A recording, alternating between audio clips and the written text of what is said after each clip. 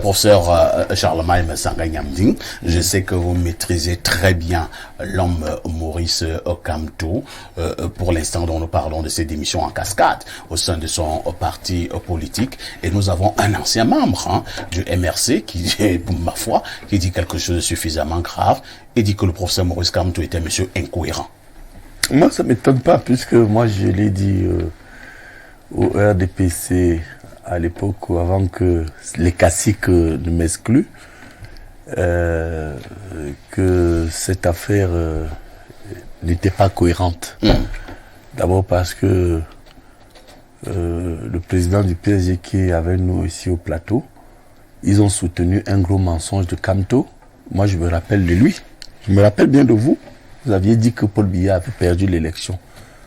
Est-ce que vous confirmez ça? Bon, les questions, c'est pas la pose. Oui, que bon. Écoutez, moi, je sais que sur les plateaux. Vous confondez certainement. Non, vous étiez là. Je crois que c'est comme ça qu'on récupère les anciens. Vous étiez là. Vous étiez là.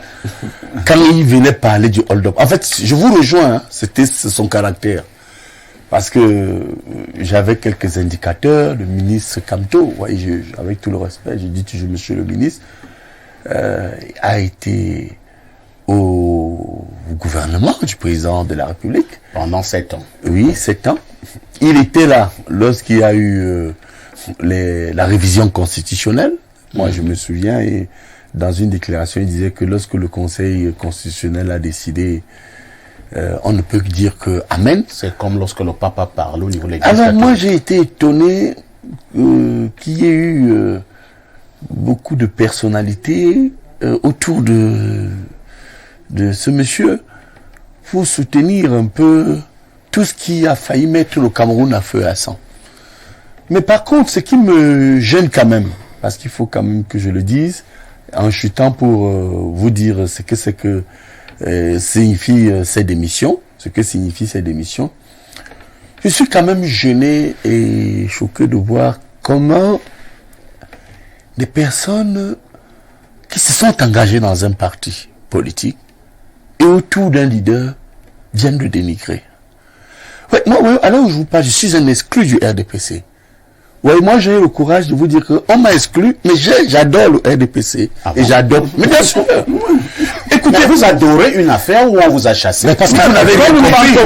Non, vous pouvez écouter. Moi, je suis un homme. Comment vous pouvez continuer à adorer quelque chose qui vous a humilié? Ce n'est pas le RDPC qui m'a humilié. Qui vous a donc humilié? C'est quelques petits personnages du secrétariat général qui ont voulu neutraliser le président de la République. Ils sont du RDPC. Non, mais c'est pourquoi j'ai dit que je ne peux pas m'appeler au RDPC, moi, mon chef, comme eux, ils le font. Moi, je vous dis que le RDPC, en tant qu'appareil politique, parce que la politique se fait en termes idéologiques, et je peux vous dire que le RDPC aujourd'hui a 5 vraiment piliers que je connais au bout des doigts. Monsieur Sanga, on peut soutenir une idéologie aujourd'hui, et 3, 4 ans, 5 ans plus tard, nous soutient plus. Non, un bon militant ne quitte pas son idéologie. Et c'est ça, c'est pourquoi on parle d'hypocrisie. Vous voulez faire des procès à ceux qui démissionnent du MRC. Je ne fais pas le procès. Je montre jusqu'à quel point il y a une espèce d'immaturité. La politique se fait en termes d'idéaux. Quand je suis en amphi, je fais les cours sur les partis politiques. Je commence par dire à mes étudiants que je forme en sciences politiques que un parti politique est un rassemblement de personnes en termes idéologiques qui a pour objectif de garder ou de conquérir le pouvoir politique. C'est clair. Alors, à partir du moment où vous êtes dans un parti politique, parce que l'idéologie vous convient, ça vous rassemble, vous ne faites pas les guerres de personne. Moi, je continue toujours à vous dire que c'est une bande de putschistes au secrétariat général du comité central qui m'en veut, mais c'est pas le RDPC que j'adore. Vous comprenez? Et je ne peux pas me lever. Comme je le vois, c'est pourquoi j'ai un peu de chair de poule. Je vois ces garçons dire de mauvaises choses sur le ministre Kamto. Je vois ces gens dire de mauvaises choses sur leur parti. Et je ne comprends pas. Je suis un exclu. C'est un exclu du RDPC qui vous parle. Qui vous dit que moi j'adore ce parti où on m'a exclu. Mais je ne peux jamais dire une méchanceté sur le président Paul Biya. Moi encore sur le On peut le comprendre pourquoi, Je le dis, avec les yeux doux que bon nombre de partis politiques que vous font, vous ne voulez pas adhérer à notre parti politique C'est-à-dire depuis qu'on vous a chassé du RDPC. Depuis que quelques petits classiques ont fait du faux, parce que rien n'était régulier, et ils ont estimé que je devais partir du RDPC, ils n'ont pas enlevé Paul Biya de mon cœur. Comme lui dit que Kamto n'est plus dans son cœur.